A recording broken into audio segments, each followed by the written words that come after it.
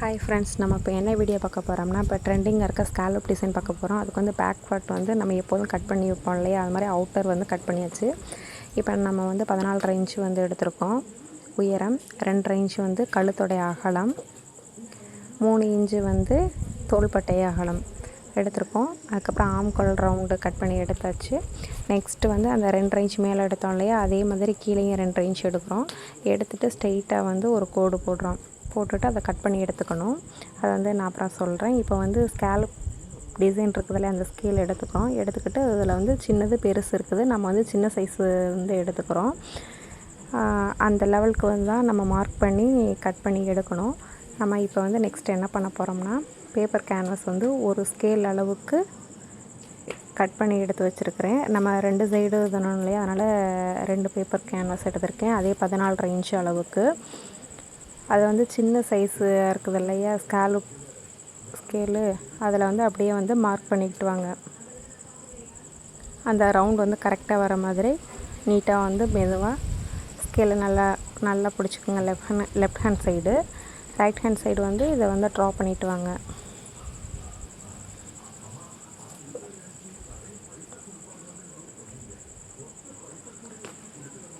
Next பத்தலைட்டுனா கொஞ்சம் adjust பண்ணி மேலே ஸ்கேலை இழுத்து மார்க் பண்ணிவிட்டு நம்ம வந்து அந்த கார்னர் இருக்கு இல்லையா, அந்த ஷேப் தகுந்தாப்பில் வந்து கட் பண்ணி எடுக்கணும். நம்ம பொறுமையாக அந்த வளைவுக்கு தகுந்தாப்பில் கட் பண்ணுங்கள். கட் பண்ணி எடுத்தாச்சு.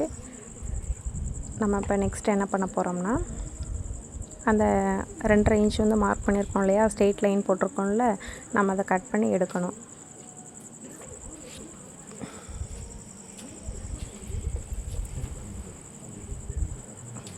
இப்போ வந்து கீழே டிசைனுக்கு வந்து அதை கட் பண்ணி எடுத்துக்கணும். அதை மேலே தூக்கி போட்டுடலாம். இதை பத்திரமா வச்சுக்கோங்க. மேலே கீழே கட் பண்ணிக்கலாம். அங்கே வச்சு தான் நம்ம பேக் பார்ட் வந்து ஸ்டிச் பண்ணணும் டிசைனு. இதை வந்து பேப்பர் கேன்வாஸ் வச்சு அயர்ன் பண்ணி எடுத்துக்கோங்க. பண்ணிவிட்டு அந்த ஓரத்தில் வந்து தையல் போட்டுட்டு வரணும்.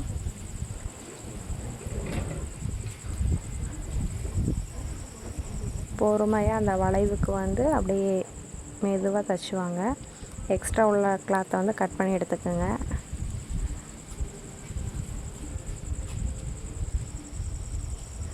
நெக்ஸ்ட் என்ன பண்ண போகிறோம்னா, அர்கட் பண்ணணும்.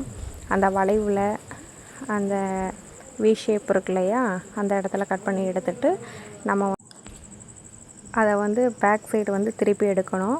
அந்த வளைவு கரெக்டாக வரலை அப்படின்னா, ஊசி இல்லைட்டுனா வந்து குண்டூசி இருந்துச்சுன்னா அதை எடுத்து நீவி விட்டுட்டு எடுக்கணும். நெக்ஸ்ட்டு வந்து அயர்ன் பண்ணி எடுத்துக்கலாம். இல்லைன்னா கையில் நீவிட்டு அவுட் சைடு வந்து தையல் போட்டுட்டு எக்ஸஸாக உள்ள கிளாத்தை வந்து கட் பண்ணி எடுத்துக்கலாம்.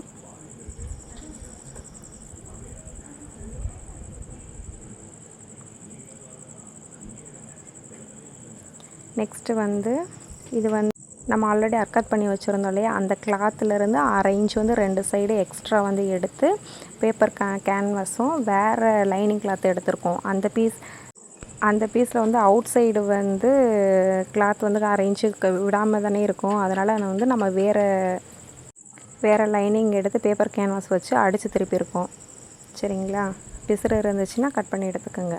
நெக்ஸ்ட்டு வந்து இந்த க்ரீன் கலர் கிளாத்தை அந்த பார்டரையும் வந்து 1.5 இன்ச் அளவுக்கு வந்து எடுத்து அதை ஃபோல்ட் பண்ணி 1/2 இன்ச் அளவுக்கு வந்து அடிச்சுட்டு வரோம். அந்த மாதிரி க்ரீன் கலர் கிளாத்தை அந்த பார்டரையும் வந்து மாற்றி இதை அடிக்கிறோம். அடிச்சுட்டு நம்ம அவுட்டர் இருக்குது இல்லையா, அவுட்டர் வந்து ஒரு தையல் போட்டுட்டு அதை மீதி எக்ஸஸாக உள்ள கிளாத்தை வந்து கட் பண்ணி எடுக்கிறோம்.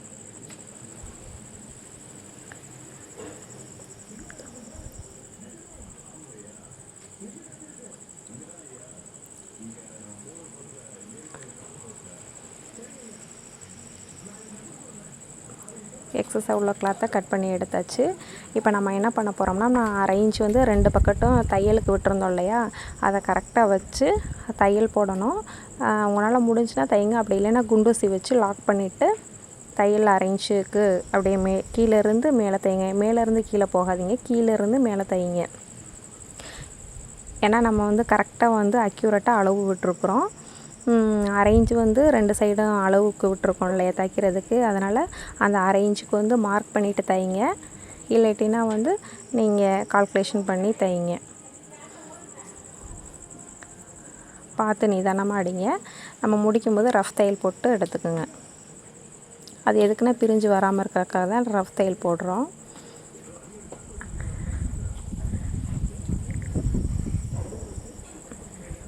அதையும் கீழேருந்து அடிச்சுக்குவோம். அரை இன்ச் அளவுக்கு தானே தையலுக்கு விட்டுருந்தோம், அந்த சைடும் அரை இன்ச் அளவுக்கு வந்து மார்க் பண்ணி தைச்சிக்குவோம். எதுக்காக மேலே இருந்து தைக்க வேணான்னா முன்ன பின்ன ஆயிரும். நம்ம கரெக்டாக கிளாத்து கொடுத்துருக்கிறதுனால கீழேருந்து அடிக்கிறது தான் கரெக்டு. அதனால் கீழேருந்து அடிச்சுக்குவோம். ரஃப் தையல் போட்டுட்டு ஸ்டார்ட் பண்ணுங்கள்.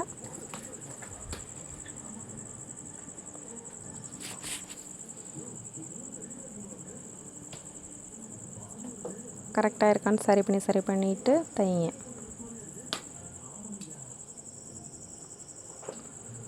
ரஃப் தையல் போட்டு கட் பண்ணி எடுத்துக்கோங்க.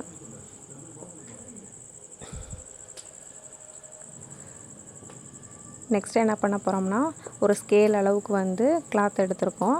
எடுத்துட்டு 1/4 இன்ச் அளவுக்கு ஓரமாக தையல் போட்டுட்டு வாங்க. இது எதுக்காகனா ப்ளவுஸோட கீழே வந்து அடித்து திருப்புறதுக்காக தான்.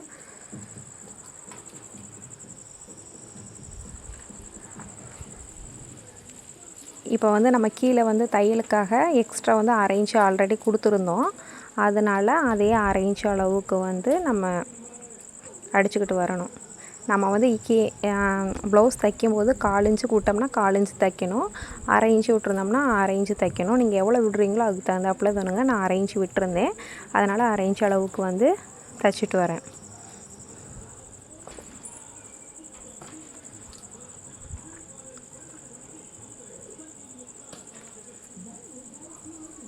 நெக்ஸ்ட் என்ன பண்ண போகிறோம்னா, அந்த லைனிங்லேயே வந்து ஓரத்தில் வந்து படிமான தையல் போட்டுட்ருக்கோம். நெக்ஸ்ட் வந்து அதை வந்து அப்படியே மடித்து ஓரத்தில் தையல் போடுறோம்.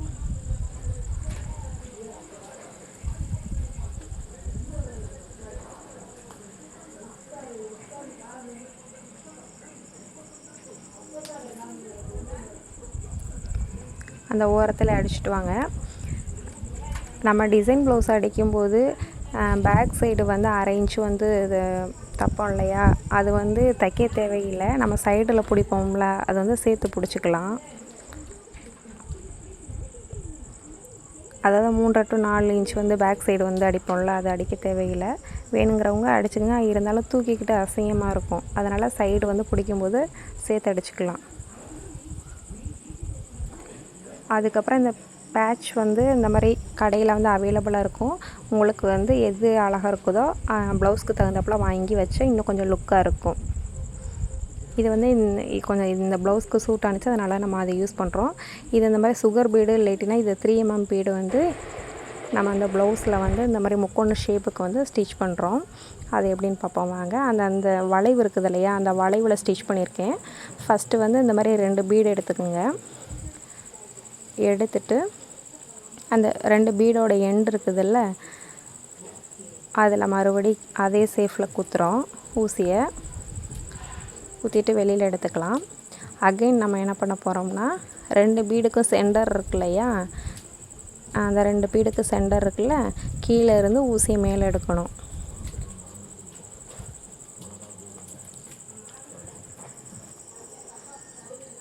எடுத்துட்டு பீடை வந்து அதில் உள்ளே விட்டு நம்ம எந்த இடத்துல வந்து அந்த சென்டர் இதுக்கு வந்து குத்தணும்ல, அதே இடத்துல வந்து ரிவர்ஸில் வந்து குத்தணும் நீடில்.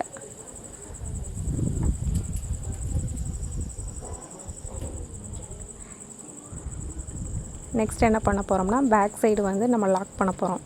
ஏன்னா பிரிஞ்சுக்கிட்டு வராமல் இருக்கிறதுக்காக லாக் பண்ணிவிட்டு அடுத்த பெண்டிங் இருக்குது இல்லையா, அங்கே பீடு வைக்க போகிறோம். இன்னொரு டைம் சொல்கிறேன் பாருங்கள். ஃபஸ்ட்டு கீழே இருந்து நீடில் எழுதிட்டு 2 பீடு விடுறோம். விட்டுட்டு செகண்ட் பீடு வந்து எங்கே முடியுதோ அந்த இடத்துல வந்து ஊசியை குத்துறோம். குத்திட்டு வெளியில் நூல் எடுங்க. 2 பீடுக்கும் சென்டரில் வந்து குத்தணும் ஊசியை. அதில் ஒரு பீடை விடுங்க. விட்டுட்டு நம்ம சென்டர் பீடு வந்து எங்கே அந்த ஊசி குத்தணும் இல்லையா, மறுபடியும் அதே ஹோலில் வந்து மறுபடியும் நீடில் விட்டு வெளியில் எடுக்கணும். பின்னாடி வந்து திருப்பி லாக் பண்ணணும். லாக் பண்ணிவிட்டு அப்படியே கண்டினியூஸாக வந்து பீடு ஸ்டிச் பண்ணிகிட்டே போகலாம். பார்த்தீங்களா எவ்வளோ நீட்டாக இருக்குன்னு. அகைன் அந்த சைடை பார்த்துக்கலாம். இதுதான் அவுட்லுக்கு ஸ்கேலப். இப்போ ட்ரெண்டிங்காக இருக்க scallop neck design. Thank you for வாட்சிங்.